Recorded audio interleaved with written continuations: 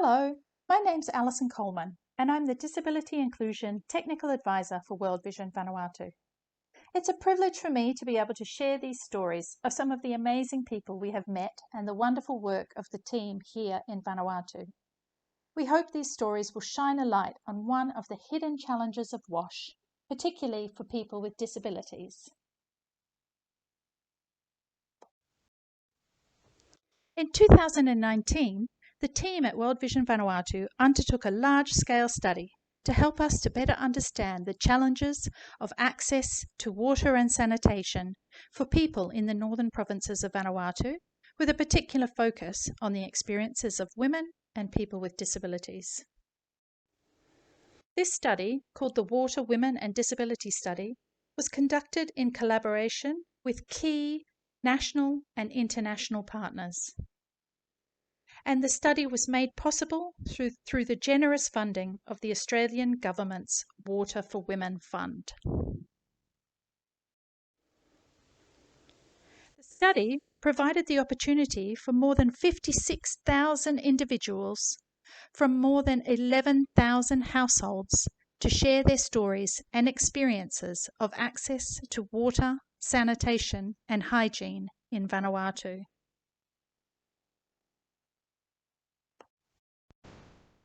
One of our key findings around access to water was that 86% of people did not have access to a permanent water source at their homes and were therefore required to collect water from a nearby source.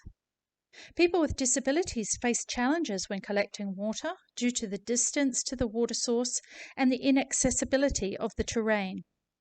Also fear of harassment or abuse from others, and were more likely to have to rely on others to collect water for them.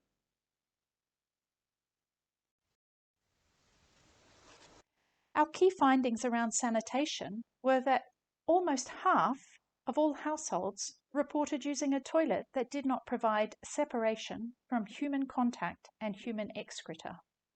This was predominantly in rural areas, where we found that 32% of people with disabilities were unable to use a toilet without coming into direct contact with urine or feces. This means that 1 in 3 people with disabilities are coming into contact with urine and feces every time they use the toilet. So for many people with disabilities, even when a toilet has been provided, it still meant that they were unable to use it, and they were unable to use it safely, independently, and hygienically.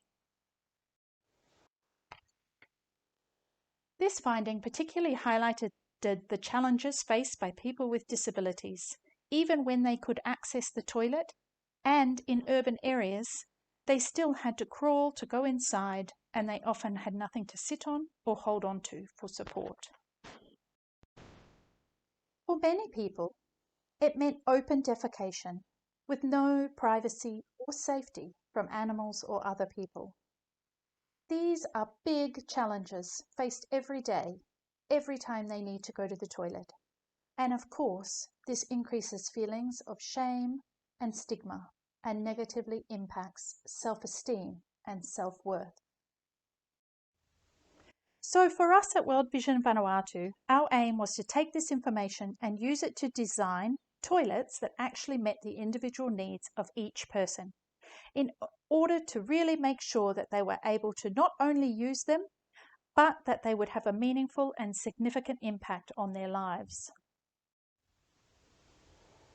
For example, this is Lisbeth. Lisbeth is a lovely 80-year-old grandmother who lives in a rural area of Santo. Lisbeth has visual, hearing, and mobility impairments that make accessing the toilet difficult for her. She uses a stick for mobility and relies on assistance from her daughter and granddaughters to help her. After installing her new inclusive VIP latrine, Lisbeth was able to independently and safely access the toilet without coming into any contact with excrement. Not only did this provide increased safety, independence and hygiene for Lisbeth, but it also significantly reduced the burden of care on her family and caregivers. Rebecca is another lovely lady who is a mother of 6 children and lives in rural Santo. She lost her sight 2 years ago, and now she walks with the assistance of a stick and needs to be assisted by one of her grandchildren to lead her into the bush to the toilet every time she needs to go. The toilet is very unsafe due to Rebecca having to balance on slippery sticks with nothing to hold on to for support. This obviously has a huge impact on her dignity and independence. Rebecca's new inclusive VIP toilet has provided her with improved safety and independence with toileting through the provision of a seat riser designed specifically to meet her needs and a rope leading from her house to the toilet. Rebecca is now able to use the toilet safely and independently whenever she wants.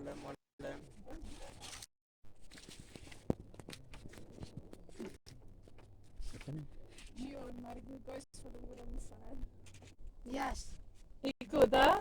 Yes. Yes. Not only has this provided Rebecca with a toilet, but also so much more. It's given her back her independence, dignity, and pride every day. Now meet Amelina. Amelina is 29 years old. She has severe contractures in her lower limbs and is able to mobilize by pulling herself along the ground. Amelina lives in Santo with her grandmother who is blind, as both of her parents have passed away. For Amelina to access the toilet, she needs to pull herself down this often wet and muddy path into the bush.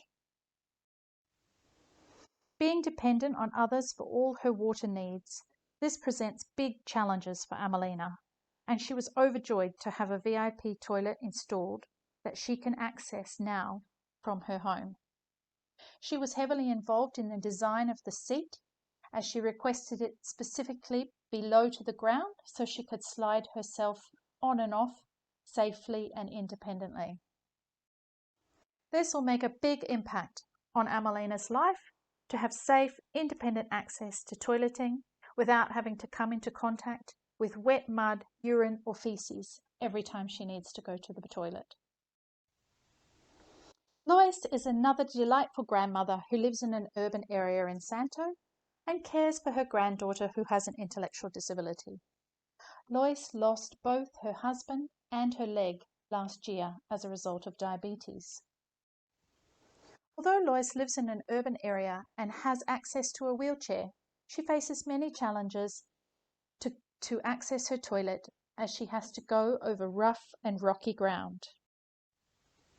Once there, Lois has to hop out of her wheelchair and crawl on the ground to go inside. She risks injury from the rough ground, stones, and the provision of a wheelchair-accessible VIP latrine for Lois has made all the difference. This was the same for 47-year-old Adeline, who was also now able to wheel directly from her home down this sturdy concrete ramp to access her toilet. For Adeline, she told us about the guilt and shame that she felt every day, every morning, every noon, and every night when she needed her young son to help her to go to the toilet. This VIP wheelchair-accessible toilet has given her independence with toileting, not only a physical difference, but also it's had a significant impact on her dignity and self-worth. All of these amazing people have taught us that people with disabilities, like everyone, are all different. And that's why all of the toileting solutions are all different.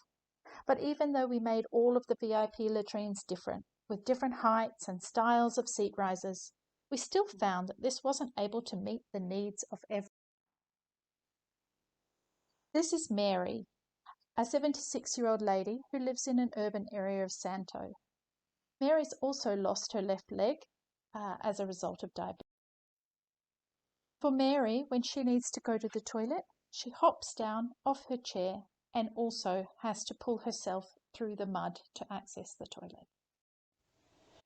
For Mary, we designed a portable toilet chair, which was made locally from recycled pallets that would have otherwise ended up in landfill. Not only is it suitable for the local context, but it reduces importation of devices from overseas that are possibly not suitable and don't last well in the local environment. The provision of this portable toilet chair made locally has provided employment for local people as well as meeting the unmet needs of people with disabilities. So for Mary, it increased her independence, particularly at night and during times of heavy rain and frequent natural disasters such as cyclones. Salome is another wonderful lady who has increased independence and safety through the provision of a portable toilet chair that she uses inside her home, which means she doesn't have to struggle every day over slippery ground to go to the toilet. These are just a few of the amazing people we have met through this project. So we hope that you have seen that by using this needs-based approach, it has not been just about providing toilets, but actually assessing the needs and finding individual ways to meet those needs for each person in a meaningful and sustainable way. As a result, we found that now 96% of people who received toilets were able to use them with greater independence, safety, and without coming into contact with the hidden challenge of toileting every day.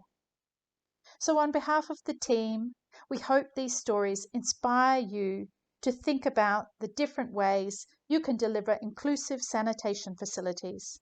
And thank you again to our key partners and the Australian Government's Water for Women Fund for making this work possible. Please contact us if you would like to know any further information at this email address. And thank you so much for watching.